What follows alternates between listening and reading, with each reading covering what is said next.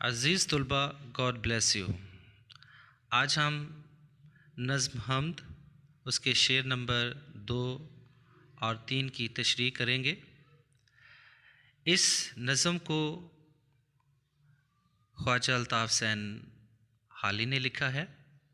تو سب سے پہلے اس کے مقاصد کی طرف آتے ہیں۔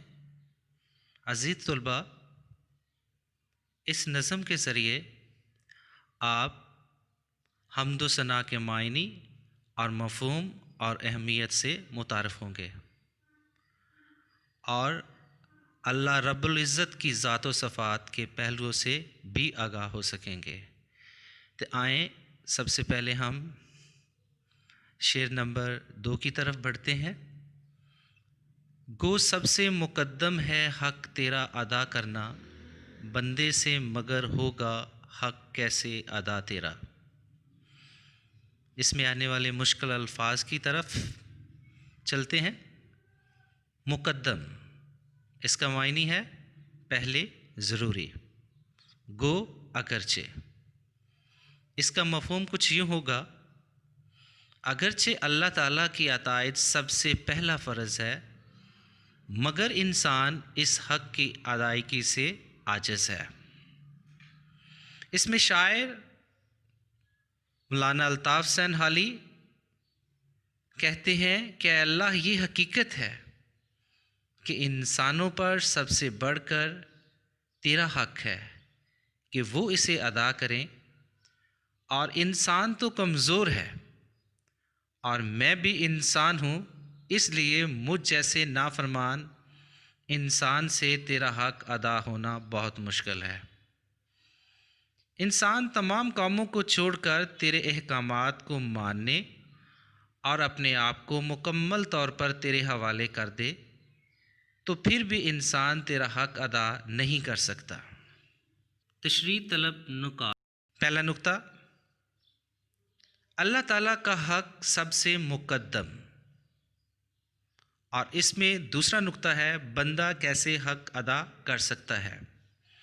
پہلا نکتہ، اگر ہم دیکھیں اللہ کا حق سب سے مقدم ہے تو اس کا کیا مطلب ہے کہ سب سے پہلے ہمیں اللہ کا حق ادا کرنا چاہیے۔ اللہ تعالیٰ نے ہمیں زندگی دی اور ہمیں بے شمار نعمتوں سے نوازا۔ اللہ تعالیٰ نے انسان کو اشرف المخلوقات کے درجے پر فائز کیا، اتنی نعمتوں سے نوازا۔ خود اللہ تعالیٰ نے بار بار قرآن میں ان کا ذکر فرمایا ہے۔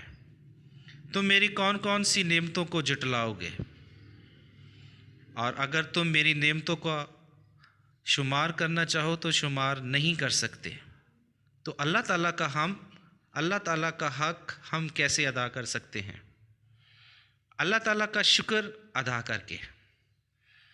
عزیز طلبہ، اگر ہم اپنی روزمرہ زندگی کی طرف دیکھیں تو کبھی کبھار ایسا بھی ہوتا ہے کہ ہمیں کسی کے ساتھ احسان والا معاملہ ادا کرنا پڑتا ہے۔ تو اگر آپ کا کسی کو احسان مند ہونے کی بجائے اگر کوئی آپ کا احسان جٹلاتا ہے تو کیا آپ کا دوبارہ دل کرے گا اس شخص پر احسان کرنے کا؟ تو اسی طرح اگر ہم اللہ تعالیٰ کی نعمتیں حاصل کرنے کے بعد اس کا شکر ادا نہیں کریں گے، اس کی عبادت اور بندگی نہیں کریں گے، تو ظاہری بات ہے یہ اللہ تعالیٰ کی نافرمانی میں شامل ہوگا۔ آئے ہم دوسرے نقطے کی طرف بڑھتے ہیں، بندہ کیسے حق ادا کر سکتا ہے؟ تو اس کے 2 مفہوم ہیں۔ کیسے ادا کر سکتا ہے، کیسے کا مطلب ہے ہم پہلے بھی اس کے بارے میں پڑھ چکے ہیں، یعنی بندہ اس کا شکر ادا کر کے ہم اللہ تعالیٰ کا حق ادا کر سکتے ہیں، اس کی عبادت، اس کی بندگی کر کے اپنے رب کی خوشنودی حاصل کر کے ہم اللہ تعالیٰ کا حق ادا کر سکتے ہیں۔ اور پھر اس کا دوسرا مفہوم یوں بھی بنتا ہے کہ بندہ کیسے اللہ تعالیٰ کا حق ادا کرے۔ یہ بات درست ہے کہ ہم تو عاجز اور محتاج ہیں، ہم اللہ تعالیٰ کا حق صحیح طریقے سے کیسے ادا کر سکتے ہیں؟ جیسے کہ آیت مبارکہ میں اللہ تعالیٰ کی نعمتوں کو شمار کرنا چاہو تو نہیں کر سکتے۔ جب ہم ایک نعمت کا شکر ادا کرتے ہیں، ابھی ہم سجدے سے اٹھتے نہیں، شکر کے کلمات ہماری زبان سے مکمل طور پر ادا نہیں ہوتے کہ اللہ تعالیٰ اور نعمتیں عطا کر دیتا ہے۔ تو یوں انسان کو چاہیے کہ وہ ہمیشہ اس کی بندگی اور شکر گزاری بجا لائے۔ مرزا غالب نے کیا خوب لکھا ہے، جان دی ہوئی اسی کی تھی، حق تو یہ ہے کہ حق ادا نہ ہوا۔ عزیز طلبہ، اب ہم شعر نمبر 3 کی طرف بڑھتے ہیں۔ محرم بھی ہے ایسا ہی جیسے کہ ہے نہ محرم، کچھ کہہ نہ سکا جس پر یا بید کھلا تیرا۔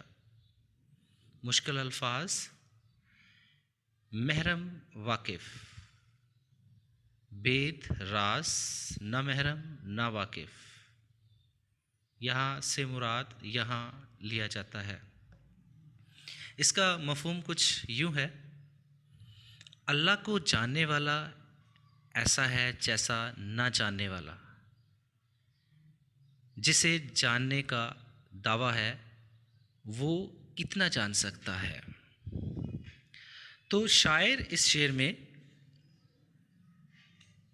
یہ کہتا ہے کہ اکثر انسان اللہ تعالیٰ کو پہچانتے نہیں ہیں، نہ ہی ان میں پہچاننے کی قدرت اور صلاحیت ہے، اور اگر کسی اللہ کے نیک بندے اور ولی کامل نے اللہ کو پہچان بھی لیا ہے تو وہ خاموش رہتا ہے۔ اللہ تعالیٰ کو پہچاننے والے اس کا اظہار بھی نہیں کرتے، خاموشی سے اللہ کی عبادت میں مصروف رہتے ہیں۔ جو اللہ کو نہیں پہچانتے وہ تو لا علمی اور جہالت میں خاموش رہتا ہے۔ جو اللہ کی ذات کو پہچانتا ہے وہ غرور و تکبر اور جاہلوں سے بچنے کے لیے اس کا اظہار نہیں کرتا، بلکہ خاموش رہتا ہے۔ کچھ پتہ نہیں چلتا کہ کون اللہ کو پہچانتا ہے اور کون نہیں۔ صوفیہ بعض دفعہ یہ دعویٰ کرتے ہیں کہ انہوں نے اللہ تعالیٰ کو پہچان لیا ہے، اللہ تعالیٰ کے راز ان پر عیاں ہوئے۔ اگر اللہ تعالیٰ کے راز ان پر افشاں ہو بھی جائیں تو بھی ان کے پاس وہ الفاظ نہیں ہوتے جو اللہ تعالیٰ کے ان بھیدوں کو بیان کر سکیں۔ تو فائدہ ایسی واقفیت کا،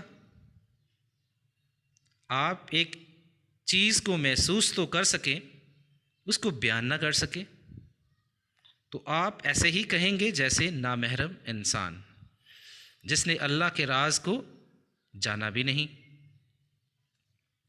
تو عزیز طلبہ، اللہ تعالیٰ کے راز کو جاننے کا دعویٰ کرنے والے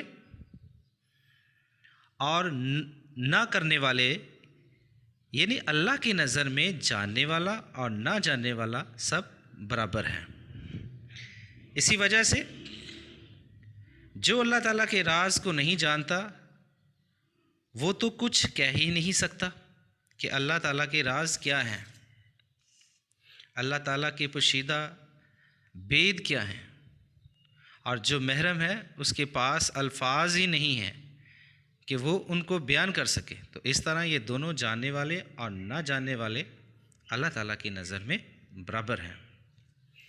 تھینک یو۔ سرگرمی، عزیز طلبہ، درج ذیل اشعار کی تشریف آپ نے اپنے الفاظ میں لکھنی ہے اور مجھے واٹس ایپ کرنی ہے۔ Thank you and God bless you.